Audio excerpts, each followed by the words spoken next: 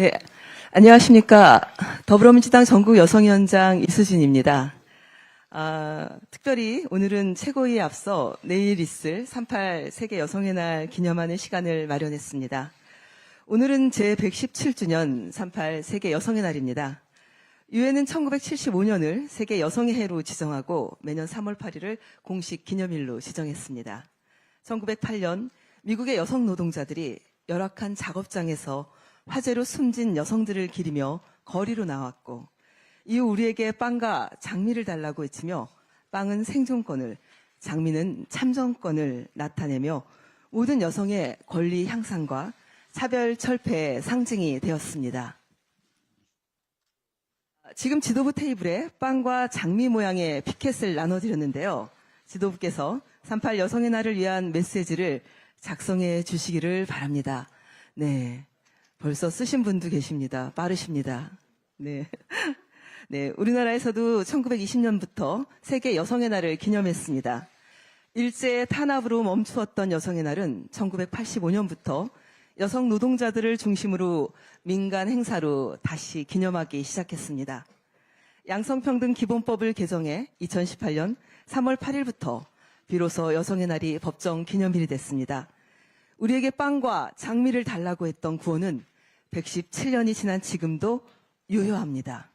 여전히 우리 사회에는 완전한 성별 임금 격차 해소, 더 많은 여성 정치 대표성 확대가 필요합니다.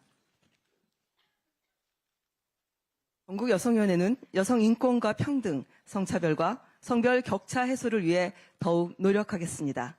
네, 이제 메시지 작성 마무리하신 것 같습니다. 그럼 당대표님을 비롯해서 여기 계신 지도부 여러분께서는 피켓을 들고 일어서실 준비 되셨습니까? 네, 감사합니다. 그러면은 사진을 함께 찍도록 하겠습니다. 사진 찍으면서 구호를 외치겠습니다. 네, 일어서 주시기 바랍니다. 네, 구호를 외치면서 기념사진을 찍을 텐데, 오늘 슬로건이 더 나은 삶, 성평등 민주주의, 민주당과 함께입니다. 네. 네, 그럼 제가 구호는, 감사합니다, 대표님. 구호는 민주당과 함께 성평등, 이렇게 외치도록 하겠습니다.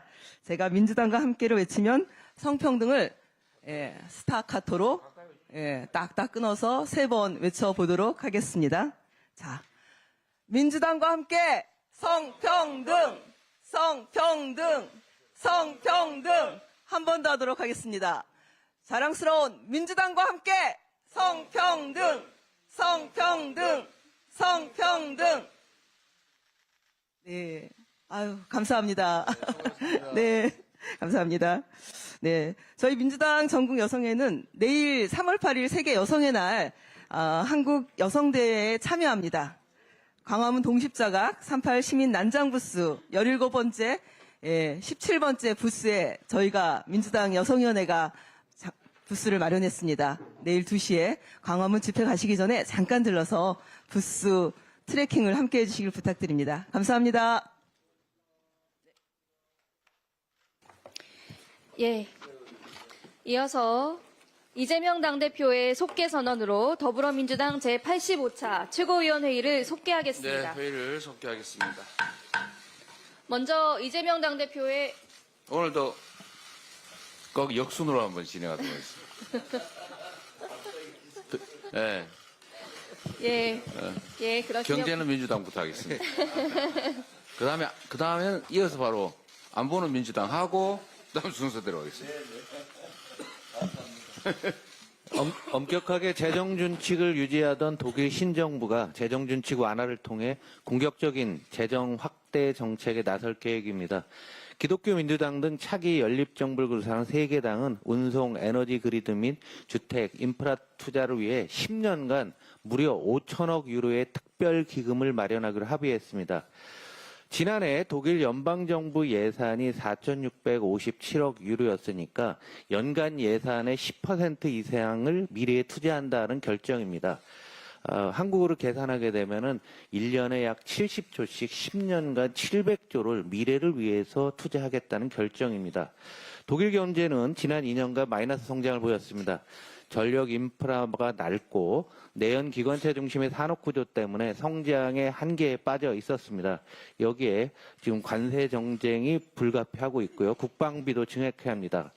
그래서 GDP가 독일 같은 경우는 국방비 조달에 필요할 경우 GDP의 1% 넘는 부채를 허용하는 헌법의 부채 제한 규정을 개정하는데 연립 3당이 합의를 했습니다.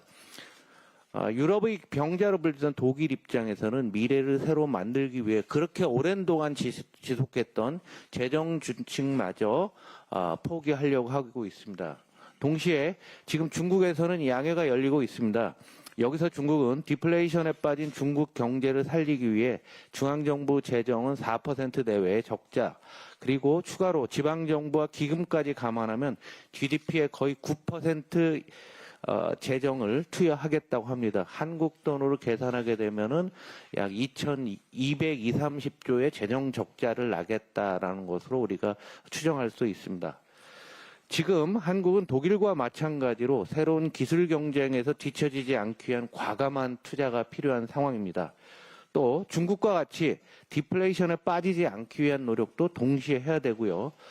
새로운 보호무역 시대에 대비하기 위한 내수 경기 부양이 절실한 상황입니다. 그러나 극우 세력들은 긴축 재정을 종교처럼 떠받들고 있습니다. 모든 투자에는 타이밍이 있습니다. 시간이 지연되면 효과가 없습니다.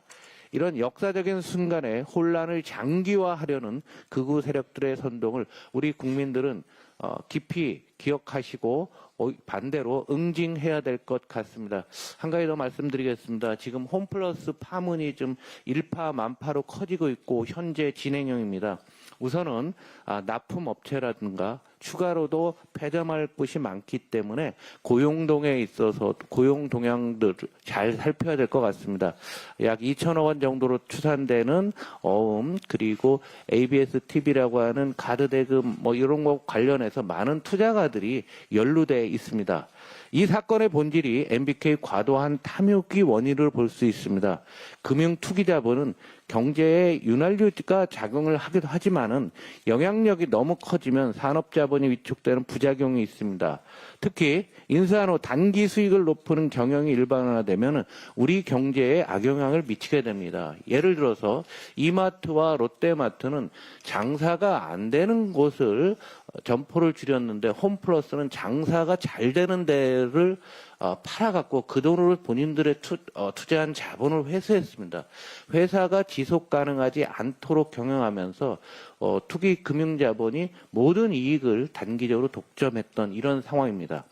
지금과 같이 산업 구조 조정이 크게 늘어날 상황이기 때문에 유관 정책 당국에서는 잘 살피고 여기서 한 분도 피해자가 없도록 해야 될 것 같습니다. 경제는 민주당이고요. 미래는 민주당이 마련하겠습니다. 다음으로 김병주 최고위원의 발언이 있겠습니다. 예, 안보는 민주당부터. 경제는 민주당, 안보도 민주당입니다. 오늘 세계 여성의 날을 맞이해서 성평등을 외쳤는데 제가 발표 순서를 앞에서 하나 뒤에서 하나 항상 중간이었는데 오늘 자리순으로 하니까 두 번째라서 발표의 평등 해줘서 두 번째로 할 수 있었습니다. 네, 감사합니다, 대표님. 네. 어제 경기도 포천에서 발생한 포탄 오발 사고로 인해 15명의 무고한 시민들이 다쳤습니다. 피해자분들께 깊은 위로의 말씀을 드리면서 빠른 회복을 기원합니다. 특히 이번 사고는 인재로 보입니다. 국방부에 따르면 폭탄을 떨어뜨릴 위치의 좌표를 조종사가 잘못 입력한 것으로 파악되고 있습니다. 만약 좌표 입력 실수가 맞다면 좌표를 크로스 체크하는 과정이 생략된 것은 아닌지 철저한 조사와 함께 재발 방지책 또한 시급히 마련해야 할 것입니다. 민주당 국방위원들은 오늘 오후에 현장을 찾아 상황을 점검하고 주민들을 만나볼 예정입니다. 잘 듣고 와서 깊이 고민하겠습니다. 민주당과 국회 국방위 차원에서 할 수 있는 모든 노력을 기울이겠습니다. 그런데 이런 엄중한 사항에서 국민의힘 국방위원들은 매우 부적절한 기자회견을 열었습니다. 국민의 목숨이 왔다 갔다 하는데 이미 끝난 사안을 놓고 또 정치 공세를 펼쳤습니다. 곽종근 전 특수전사령관에 대해 민주당이 회유했다는 억지 주장을 하는 기자회견을 했습니다. 포탄 오발 사고가 발생하고 참혹한 피해 현장이 잇따라 보도되는 상황에서 곽종근 흔들기에만 급급했습니다. 군에 의한 사고가 발생했고 여러 사람이 다쳤는데 관련 언급은 전혀 없었습니다. 국민의 생명과 안전을 책임져야 할 공직자의 태도는 찾아볼 수가 없습니다. 피도 눈물도 국민의 아픔도 없는 정권 유지를 위한 권력욕에 사로잡힌 선동 기자회견으로 보입니다. 기자회견 내용 또한 아주 엉터리였습니다. 최근 한 언론이 공개한 곽종근의 녹취를 근거로 민주당이 곽종근에게 양심선언을 강요하며 협박했다는 주장입니다. 그런데 곽종근 측 변호사에 따르면 그 양심선언을 언급한 사람은 정치권이 아니라 곽종근의 고등학교 동창들입니다. 그 변호인은 그러면서 김병주 의원이 내란죄 처벌을 언급했다면 만나지 않았을 것이라고 곽종근의 발언을 공개했습니다. 이미 곽종근 전 사령관은 해유는 없었고 양심에 따라 진술했다고 아주 여러 번 밝힌 바 있습니다. 또 곽종근의 녹취를 TV조선에 제공한 사람은 국민의힘 경기도 지역 당협위원장이라고 변호인은 밝혔습니다. 국민의힘은 윤석열 탄핵 심판이 임박하니까 최후의 발악을 하는 겁니다. 그렇다고 최소한의 검증도 없이 엉터리 의혹을 제기합니까? 진짜로 한심합니다. 참으로 한심합니다. 곽종근 해유 논란은 이미 끝난 일입니다. 곽종근 본인은 물론 이상현 특전사 1공수여단장, 1공수여단 작전참모, 김영건 방첩부대장 등 이미 여러 명이 국회의원을 끄집어내라는 대통령의 지시가 있었다고 한 목소리로 증언했습니다. 그렇습니다. 곽종근 해유는 누군가의 말처럼 호수 위에 떠있는 달 그림자와 같습니다. 파란색을 빨간색이라고 우기며 해유하고 조작하고 선동하는 것은 진작 국민의힘이라고 보여집니다. 국민의힘이 대한민국이 공당이라면 더 이상 엉터리 의혹에 매달리지 마십시오. 그럴 시간에 국민의 생명과 안전부터 챙기기 바랍니다. 최상병 순직 사건의 진실을 밝히기 위해 헌신한 박정훈 대령이 인사근무차장이라는 새 보직을 받았습니다. 오늘 첫 출근이라고 합니다. 항명 혐의로 해병대 수사단장에서 해임된 지 1년 6개월 만에입니다. 빈 사무실에서 혼자 아무 일 하지 않고 1년 반이나 허송세월을 보냈습니다. 우선 보직을 받은 건 다행입니다. 그러나 인사근무차장 보직은 군의 적재적소 원칙에 맞지 않습니다. 이 자리는 보병이 가는 자리입니다. 군사경찰 본연의 보직을 부여한 게 아니기 때문입니다. 최상병 순직 사건과 관련해 모든 진상을 밝혀야 합니다. 외압의 몸통이 누구인지도 철저히 밝혀야 합니다. 군의 인사 원칙과 박정훈 대령의 명예 회복을 위해 박 대령의 신속한 수사단장직과 군사경찰 병과장 복귀를 촉구합니다. 이상입니다. 다음으로 송순호 최고위원의 발언이 있겠습니다. 예, 국민의힘의 도넘은 생떼 정치에 국민은 부글부글합니다. 40여 헌법재판관 후보자 임명을 반대하며 무기한 단식 농성에 돌입한 박수영 국민의힘 의원이 나흘 만에 단식을 중단했습니다. 의료진 검토 결과 더 이상 단식을 하게 되면 건강에 치명타로 결론이 났다. 병원 이송 의견이 있어서 당 지도부도 박 의원을 병원으로 강제 이송시켜 치료받게 하라고 했다고 합니다. 누가 들으면 단식을 10수일 한 것 같습니다. 겨우 나흘 단식입니다. 아마 정치인이 공개적으로 선언한 단식 중 가장 짧은 단식이 아닌가 합니다. 보통 단식은 최소 10일, 보통은 15일, 길게는 30일까지 하기도 합니다. 여기 계시는 이재명 대표님도 24일 단식을 했고 돌아가신 노회찬 의원도 30일, 문재인 전 대통령도 10일을 했습니다. 저도 윤석열 하야를 촉구하며 14일 단식을 했었는데요. 하루 이틀 3일은 견딜만 합니다. 왜냐하면 처음에 의지와 결기가 있기 때문에 무난히 넘어갑니다. 가장 힘든 것은 4일, 5일째 가장 힘듭니다. 가장 힘든 이유는 다른 거 아닙니다. 허기와 배고픔입니다.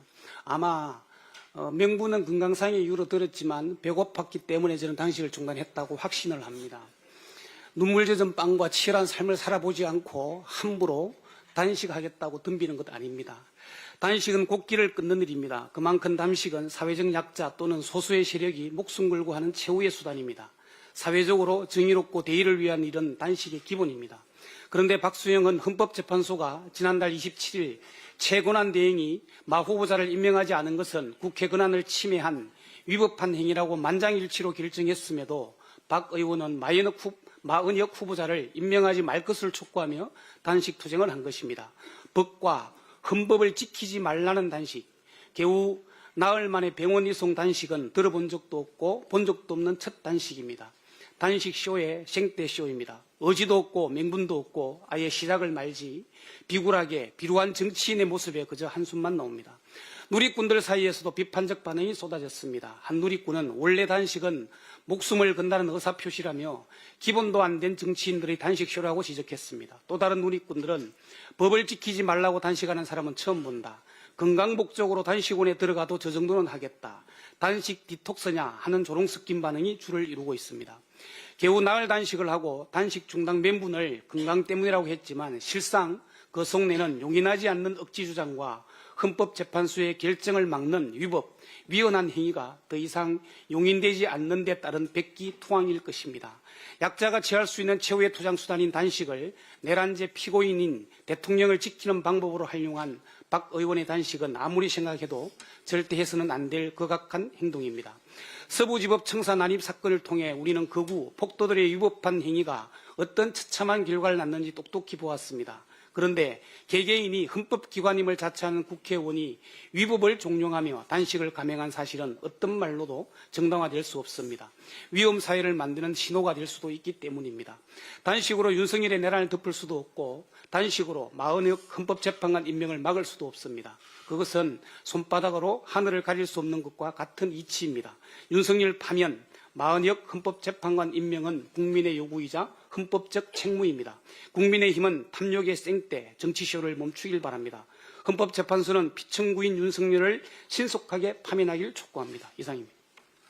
다음으로 이현주 최고위원의 발언이 있겠습니다. 네, 얼마 전에 트럼프 미국 대통령이 미국 의회에서 합동연설을 하면서 한국의 평균 관세가 미국보다 4배 높다. 군사적으로 아주 많은 다른 방식으로 도와주는데도 우방이 이렇게 하고 있다.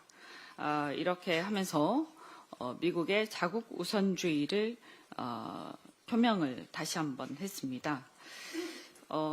이렇게 얘기를 했지만 사실 한국의 평균 관세가 미국보다 4배 높다라는 것은 근거가 딱히 없습니다. 그리고 또한 사실과도 다릅니다. FTA에 따라서 한미 FTA에 따라서 상품에는 대부분 무관세 대상이 됩니다. 왜 이렇게 했는지 모르지만 아마도 이것은 곧 한국을 겨냥해서 관세 압박을 할 것을 예고하고 있다 이렇게 보입니다. 트럼프 대통령은 압박한 뒤에 협상으로 자국의 이익을 극대화하는 전략을 취하고 있습니다. 그래서 일각에서는 거래의 기술이다 이렇게 일컫기도 합니다. 우리 대한민국에서는 트럼프 대통령의 관세 압박을 대상으로 우리의 전략을 또 나름대로 펴야 할 텐데요. 트럼프 대통령은 여러 번 그 의회 연설에서도 얘기를 했지만 알래스카 프로젝트에 한국의 파이프라인 공사를 비롯해서 한국과 일본의 참여를 기대한다 이렇게 얘기한 바가 있습니다. 그런데 그 파이프라인 공사만 해도 440억 달러, 우리 돈으로 한 64조 원 정도 됩니다. 그런데 이 금액이 우리가 이제 카타르라든가 이렇게 걸프만에 투자를 할 경우에는 공사 금액이 약 200억 달러 정도에 불과합니다. 그러니까 한 2배가 넘는 차이가 나기 때문에 이게 과연 경제성이 있느냐라는 생각을 안 할 수가 없습니다. 그렇기 때문에 미국의 대형 그 자원개발 회사인 엑슨모빌도 이 프로젝트에서 철수한 바가 있습니다. 우리가 LNG 천연가스 개발 사업을 다변화하고 그 수입선을 다변화하는 것도 필요합니다. 하지만 한국 입장에서는 경제성을 꼼꼼하게 따져야 하는데요. 이 문제와 관련해서 적어도 미국에서 한국의 참여를 요청하려면 대한민국은 한미 동맹도 있고 당연히 관심을 갖고 있지만 한국의 참여를 요청을 하려면 적어도 이렇게 큰 갭에 대해서 나름대로 미국이 반대급부를 내놔야 한다라고 생각을 합니다. 그건 여러 가지가 있을 것입니다. 아마도 알래스카 주에 보조금이 있을 수가 있을 것이고요. 연방 정부의 세액공제나 보조금이 있을 수가 있습니다. 파이프라인을 쓰려면 대한민국 건설업체가, 엔지니어링 업체가 아마도 우리 대한민국의 철강을 써야 할 겁니다. 근데 철강에 지금 관세를 25% 굉장히 고율의 상호 관세를 부과하겠다 이런 식으로 예고가 되고 있기 때문에 그렇다면 대한민국의 철강에는 관세를 면제한다든지 이런 여러 가지 반대급부가 있어야 될 거고요. 그것뿐만이 아니라 또 조선 얘기도 하고 있습니다. 그런데 조선은 우리가 한미동맹의 일환으로 그냥 단순한 조선이 아니라 군함이라든가 군 배경이 되는 수송선에 대한 조선도 있을 수 있기 때문에 이런 것들을 또 하려면 우리가 아까 또 말씀드린 군사적으로 많은 방식으로 도와주고 있다. 그러니까 방위비 협상이라든지 이런 것들이 예상이 되는데 방위비도 마찬가지. 우리가 조선을 만약에 도와주면 방위비가 이게 그냥 따로 노는 게 아니에요. 그래서 방위비 협상을 할 때도 우리가 미국에 조선 협력을 해준다라고 하면 이 부분이 충분히 감안되어야 한다. 이렇게 생각을 합니다. 또한 배터리라든가 이런 것들이 우리가 그냥 미국에서 많은 이익을 얻고 있는 걸로 생각이 되겠지만 사실은 중국하고 유일하게 전 세계에서 경쟁하고 있는 품목들입니다. 그러면 한국이 만약에 그렇게 압박을 통해서 한국 배터리 산업이라든가 여러 가지 다른 또 이뿐만이 아니라 중국하고 유일하게 이 세계 시장을 분점하고 있는 산업이 죽게 되면 중국 산업이 전 세계를 독점하게 될 텐데 그게 미국이 전략적으로 원하는 것인지 그것 또한 한번 생각해 봐야 될 겁니다. 그리고 마지막으로 북한 핵 문제입니다. 북한의 핵을 보유한 것으로 사실상 인정하는 여러 가지 발언들이 트럼프 정부에서 나오고 있는데 사실 대한민국 입장에서는 이렇게 분단된 국가에서 바로 경계를 북한과 마주보고 있는데 북한의 핵이 공식적으로 핵 보유국으로 인정되게 되면 우리의 안보에 심각한 문제가 생깁니다. NPT 10조에 의하면 당사국의 주권 행사함에 있어서 본 조약상의 문제에 관련된 비상사태가 자국의 지상이익을 위태롭게 하고 있음을 결정하는 경우에는 본 조약으로부터 탈퇴할 수 있는 권리를 가진다. 이런 조항도 있습니다. 그래서 사실 엄밀히 얘기하면 이 10조에 의거해서 대한민국은 NPT 탈퇴하고 핵개발까지도 할 수 있는 그런 상황이 됩니다. 미국이 만약에 핵 보유국을 공식적으로 북한에 대해서 인정하게 되는 경우에는 이런 문제에 대해서 가볍게 생각할 수 없다.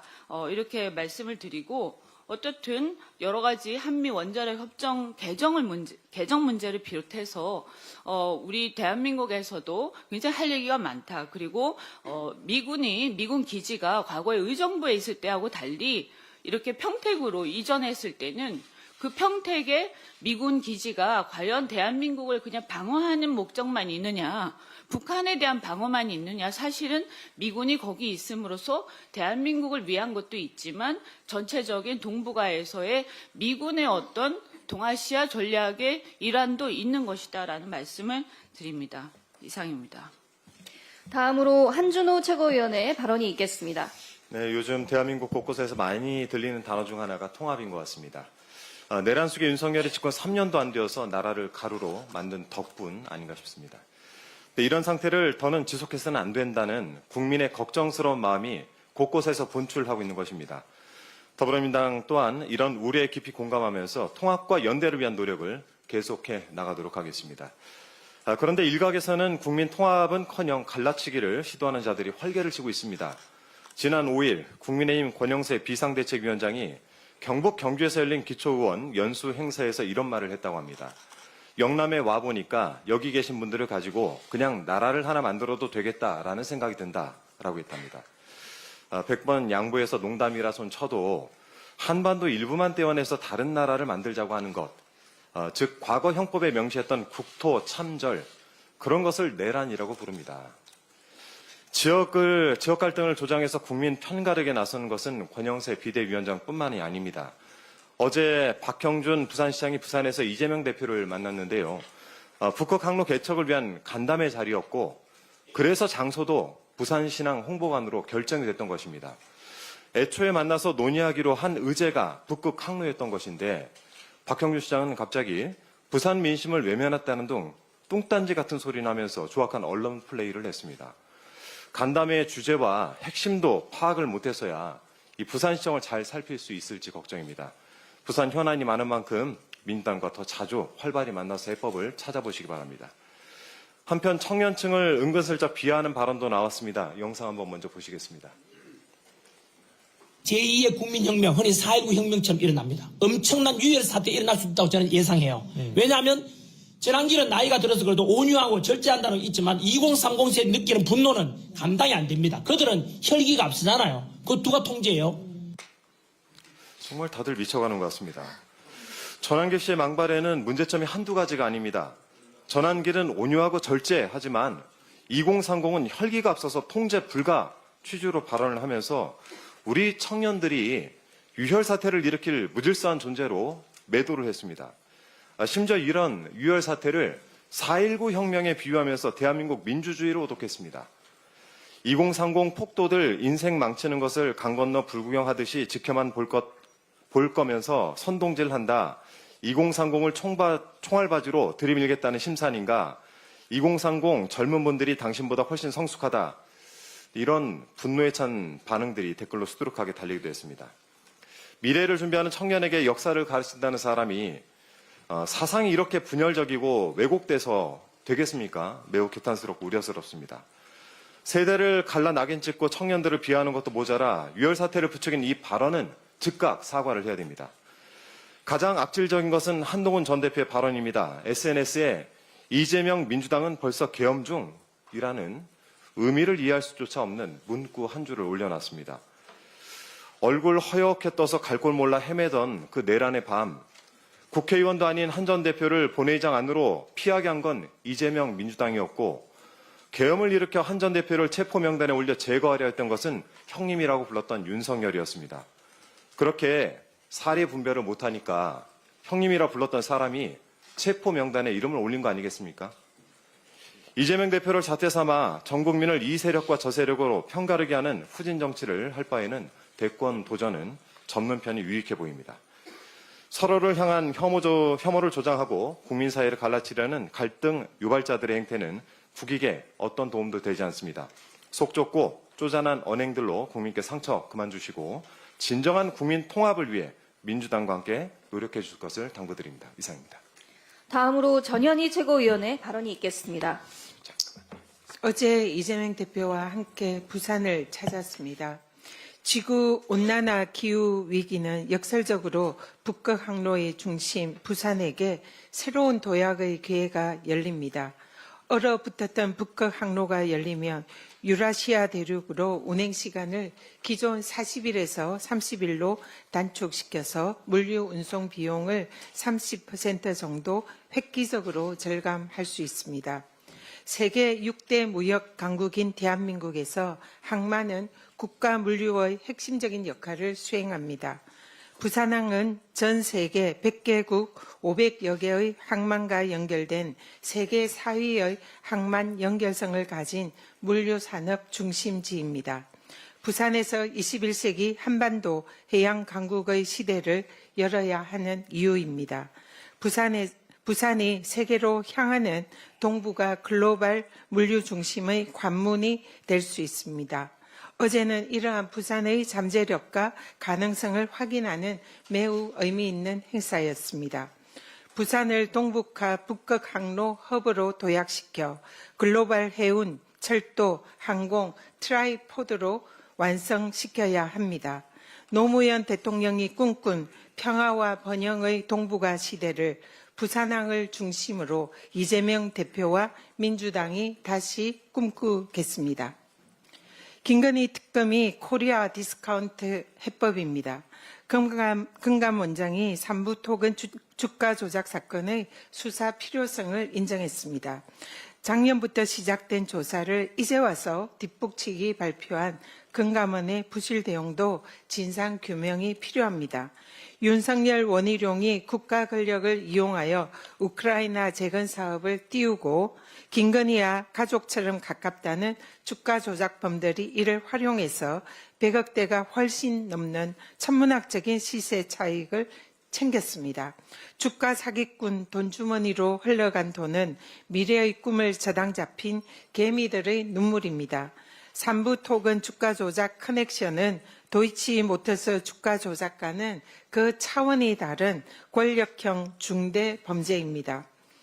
이상글의 심리보고서를 제출받는 등 명백한 주가 조작 정황에도 6개월 넘게 사건을 덮어온 금감원도 삼부 토건 주가 조작 책임에서 자유로울 수 없습니다.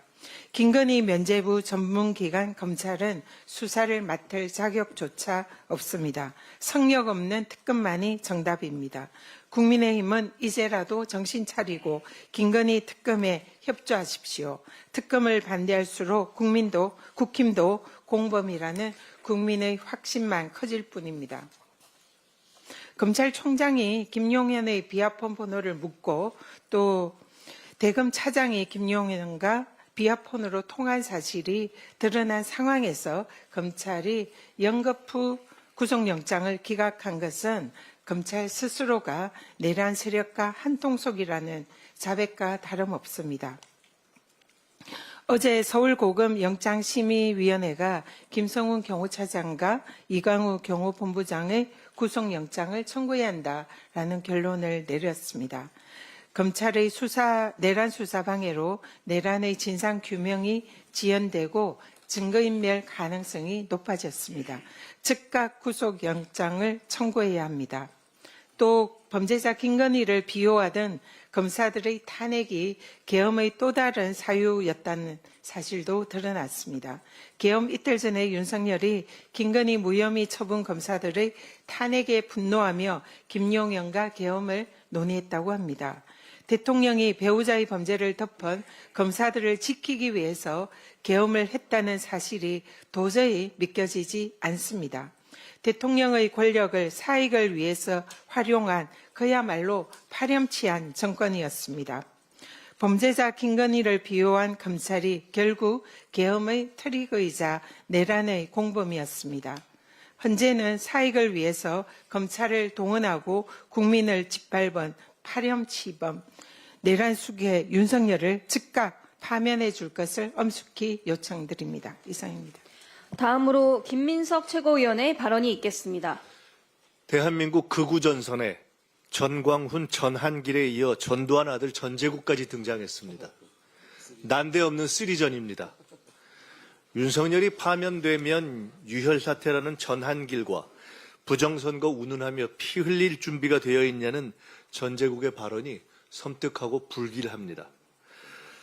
전광훈이 선동했던 법원 폭동을 헌재에서 재현하려 하는 극우 폭력의 불씨를 반드시 미리 잡아야 합니다. 헌재를 때려 부수자는 서천호 의원의 폭력 선동마저 비호하는 국힘은 이재명 반대만 외치면 된다는 집단 환각에서 깨어나 정말 정신 차려야 합니다. 내란 비호를 넘어 폭력 선동으로 폭주하는 겁니까? 헌재 판결 이후 평화적인 국가 정상화가 최대의 국가적 과제입니다. 폭력의 씨앗은 윤석열이 뿌렸지만 헌재 판결 이후에 폭력 사태를 막는 것은 전적으로 국힘의 책임이 될 것입니다. 헌재 승복, 폭력 불가로 헌재 판결 전에 명확히 선을 그어야 합니다. 국힘의 지도부와 의원, 대선 희망자들이 모두 나서서 한 목소리로 극우 폭력의 불씨를 냉각시키지 않으면 국힘은 영원히 아웃될 것입니다. 부디 나라부터 생각하기 바랍니다. 다음으로 박찬대 원내대표의 발언이 있겠습니다. 예, 세계 여성의 날, 차별과 혐오를 넘어 다시 만날 대한민국을 기대합니다. 심각한 내수 경기를 살리기 위한 축양 편성이 시급합니다. 우리나라 생산, 소비, 투자 3대 지표가 1월 일제히 마이너스로 전환됐고 매출 감소로 문 닫는 자영업자들이 늘어나고 있습니다. 내수 회복의 골든타임을 놓치지 않기 위해 추경을 서둘러야 합니다. 어제 열린 여야 협의회에서도 추경의 필요성에 대해서는 공감대를 형성했지만 정부와 국민의힘의 태도는 매우 소극적입니다. 추경 얘기가 나온 게 언제인데 아직까지도 정부와 국민의힘 모두 추경안도 없고 서로 협의도 한 적이 없었다는 게 말이나 됩니까? 추경 편성에 가장 큰 책임이 있는 최상목 기재부 장관은 대통령 노름이나 하고 있고 국민의힘은 벌써부터 야당 연습을 하고 있는 것 같습니다. 정치가 국민의 어려움을 적극적으로 해결하려고 해야지 외면하는 것은 스스로 존재 이유를 저버리는 것입니다. 다음 주 월요일까지 구체적인 추경안을 들고 오기를 바랍니다. 국민의힘 관계자들의 온갖 범죄 의혹들이 수면 위로 떠오르고 있습니다. 정권 실세, 부의제로 김건희가 관여했을 것으로 의심받는 삼부토건 주가 조작 의혹의 실체가 드러나고 있습니다. 이복현 금융감독원장은 일부 이회 관계자들이 100억대 시세 차익을 실현했다는 사실을 더 이상 부인하지 못하고 사실상 인정했습니다. 삼부토건 주가 조작에 원희룡의 국토부가 개입한 정황도 드러났습니다. 사실이라면 국가기관을 주가 조작에 동원한 전무후무한 파렴치 범죄입니다. 선거는 패밀리 비즈니스라고 말했던 윤석열의 말이 생각납니다. 원조 윤핵관 장제원 의원은 성폭력 혐의로 수사를 받고 있습니다. 그렇게 가버리면 내 마음은 어떡하느냐? 탈당을 했다고 해서 의혹이 사라지지 않습니다. 또 다른 윤핵관 이철규 의원은 아들이 마약 사건에 연루된 사실이 뒤늦게 드러났고 외압이 있었던 것 아니냐는 의혹도 나왔습니다. 바이든 날리면 김은혜 국민의힘 의원은 공천 비리 의혹이 불거졌습니다. 2022년 지방선거 국민의힘 성남시 의회 비례대표 후보 선출 당시 특정 인사를 공천하기 위한 부정공천을 자행했다는 것입니다. 부정공천으로 당선된 박광수는 시의회 의장 선거에서 동료 의원들에게 금품을 제공한 혐의로 징역 10개월, 집행유예 2년을 받아 의원직을 박탈당했습니다. 그런데 김은혜 의원은 언론사의 확인 취재에 답을 회피하고 있다고 합니다. 윤석열과 일란성 쌍둥이라는 비판을 받았던 유희림 방송통신심의위원회 위원장은 이른바 민원사주 의혹과 관련해 거짓 진술을 한 직원의 양심 고백이 나오자 갑자기 자취를 감췄습니다. 대선 주자로 분류되는 홍준표 대구시장과 오세훈 서울시장은 명태균과 관련한 새로운 의혹들이 계속 제기되고 있습니다. 윗물도 썩고 아랫물도 썩고 주변 물도 죄다 썩고 있습니다. 이쯤 되면 국민의힘은 종합비리세트 범죄자 집단이라고 할 만합니다. 국민의힘이 내란 특검과 명태균 특검을 반대하는 이유는 뻔하지 않습니까? 검찰의 비호를 받는 범죄자 집단이기 때문에 특검을 반대하는 겁니다. 그러나 아무리 수사를 방해해도 죄를 지은 자는 처벌받게 될 것입니다. 민주당은 특검으로 공정과 상식과 정의를 바로 세우겠습니다. 서울고검 영장심의위원회가 김성훈 경호처 차장에 대한 구속영장 청구가 적정하다는 결론을 내렸습니다. 그동안 김성훈 차장에 대한 구속영장 청구를 반려하면서 경찰의 비화폰 수사를 방해한 검찰의 행위가 매우 부적절하다는 것이 확인됐습니다. 김성훈 차장을 구속하고 내란의 블랙박스인 비화폰 서버 압수수색까지 진행할 수 있도록 검찰은 적극 협조하길 바랍니다. 또다시 수사를 방해한다면 검찰도 한통속 내란 동조 세력일 수밖에 없습니다. 마지막으로 이재명 당대표의 발언이 있겠습니다. 네, 어제 국정협의회에서 연금 관련 모수 계획을 우선 논의하기로 결정했다고 합니다. 신속하게 연금 개혁에 관한 처리가 이루어지길 기대합니다. 다음 회의에서는 민생 회복을 위해서 추경이 시급합니다. 진전된 성과를 내기를 바랍니다. 현장에 우리 국민들의 삶이 너무 어렵고 특히 자영업자들이 정말로 심각한 상황입니다. 따뜻한 방에서 시중을 내려다보면 아름답게 보일지 몰라도 그 아름다운 거리 속의 사람들은 참으로 고통스럽다는 사실을 잊지 마시기 바랍니다. 트럼프 미 대통령이 의회 연설에서 대한민국의 미국산 제품에 대한 관세가 미국 관세보다 4배가 높다 이렇게 말하면서 뭔가 대책을 수립할 듯이 얘기했습니다.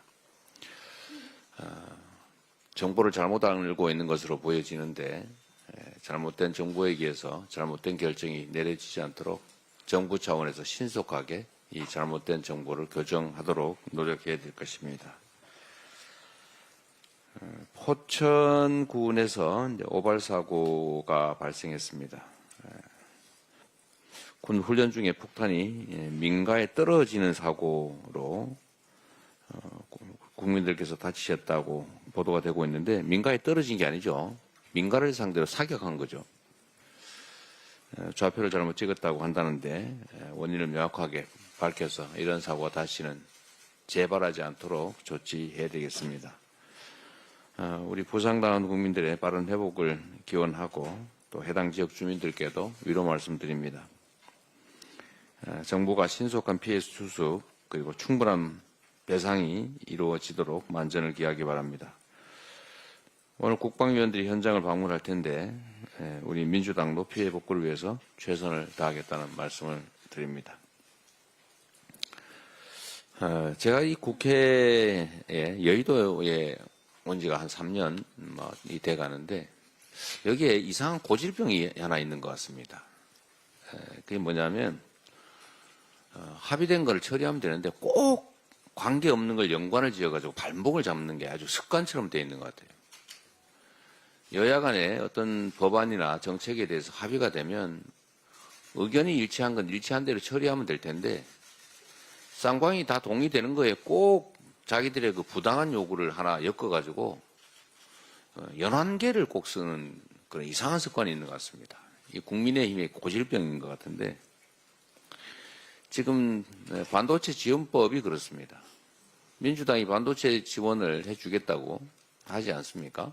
뭐 세제 지원도 그렇고 또 거기다가 기반시설 부담도 해주겠다는데 뜬금없이 주 52시간 예외 어쩌고저쩌고 들고 나왔습니다. 국민 여러분께서 다 살펴보신 것처럼 제가 공개 토론에서 확인된 바가 그렇습니다. 총 노동 시간을 늘리지 않는다. 그리고 노동 시간을 변형하는 데 따른 연장 근로수당, 주말 근로수당, 심야 근로수당을 다 지급한다. 그리고 반도체 영역에 고액 연구자에 한한다. 이렇게 하니까 실제로 이 점을 다 동의하지 않았습니까? 그런데 이렇게 해놓고 보니까 필요가 없는 거예요. 기존에 있는 이미 4개의 근로시간 예외 제도가 이거보다 사업자 측에 더 유리합니다. 그 제도를 쓰면 총노동 시간을 늘릴 수도 있고 또 수당을 안 주고도 쓸 수 있게 돼 있기 때문에 그 제도를 이용하는 게 훨씬 유리합니다. 그래서 산업계, 경영계에서 이거 그런 상황이라면 굳이 필요 없겠다라고 하지 않습니까? 그래서 결국은 해당 산업계에서 그런 요청을 했어요. 52시간제 예외 말고 기존의 예외 제도를 노동부가 인가를 할 때 좀 빨리 쉽게 하기만 해주면 되겠다. 그래서 심지어 지금 대통령 권한 대행도 공식적으로 그렇게 얘기하지 않습니까? 그거 필요 없고 노동부가 기존의 근로시간 예외 제도를 인가할 때 반도체 산업계의 특성을 고려해달라 이런 조항만 하나 넣어달라고 하지 않아요. 그 필요도 없지 않습니까? 그래서 제가 물어봤어요. 그거 왜 그런 게 필요하냐? 그냥 하면 되지. 노동부가 3개월 단위로 지금 하고 있는데 이거 고시를 바꿔서 뭐 4개월, 5개월 하면 되는데 혹시 그렇게 하면 욕을 먹을지 모르니까 그런 조항을 넣어주면 욕을 덜 먹지 않겠느냐.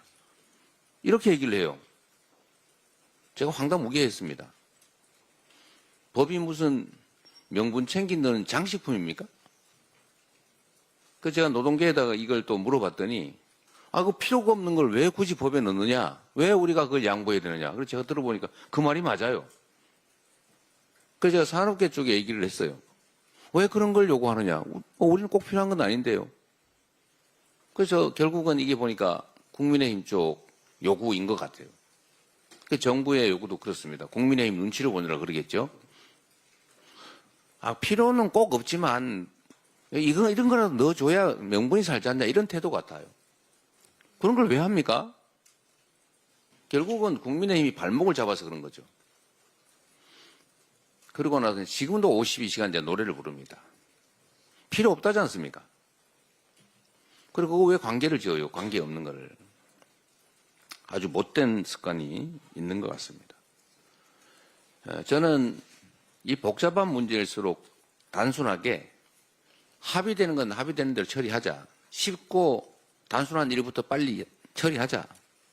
그렇게 해야 일이 되잖아요. 다 합의됐는데 그걸 왜 합의 안 된 걸 엮어가지고 못하게 합니까? 이 국정을 담당하는 사람들의 태도가 아니지요. 좀 이러지 마시기 바랍니다. 상속세 개편 문제도 같습니다. 초고액 상속자에 대한 세금을 상속세를 깎아주자. 그거 우리 국민들이 동의하겠습니까? 우리 야당이 동의하겠어요? 그래서 집 한 채 가진 사람들 상속세 때문에 집 팔고 원래 살던 데 떠나야 되는 이런 안타까운 현실은 교정하자. 그래서 배우자와 피상속자들 자녀들의 공제를 좀 올려주자. 18억까지는 올려서 웬만한 집 팔지 않고 살 수 있게 해주자. 부모나 배우자가 사망했을 때. 이걸 굳이 태클을 걸더니 이게 아닌가 싶었던 모양인데 이 배우자는 아예 그냥 상속세를 다 없애버리자. 이런 제안을 또 했어요. 이 배우자에 대한 상속세 면제는 사실 나름의 타당성이 좀 있습니다. 수평이동이기 때문에 사실 이혼을 하거나 이럴 때 재산 분할하는 것까지 고려하면 나름의 타당성이 있어요. 그래서 제가 제안을 드립니다. 상속세 일괄공제, 기초공제, 기본공제를 올리는 것하고 동의하는 것 같으니까 배우자 상속세 면제, 폐지 요거를 우리도 동의할 테니까 이번에 처리하면 좋겠습니다. 그리고 또 여기다가 무슨 이상한 초부자 상속세 감세 같은 조건 붙이지 말고 요거 저희가 동의할 테니까 이거는 처리하면 좋겠습니다. 지금도 부모나 배우자가 사망해서 안타까운 상황인데도 또 집값 상속세 때문에 집을 떠나야 되는 그런 일을 겪는 분들이 계실 겁니다. 저희도 패스트 트랙에 이걸 요청을 해놨는데 하루도 빨리 이런 안타까운 일이 생기지 않도록 합의된 동의된 부분은 신속하게 처리하기를 다시 한번 제안드리면서 일을 하려면 합의된 건 처리하고 불필요하게 연관 짓는 이런 발목 잡기 전략을 더 이상 하지 말기를 요청드립니다. 회의를 마치겠습니다.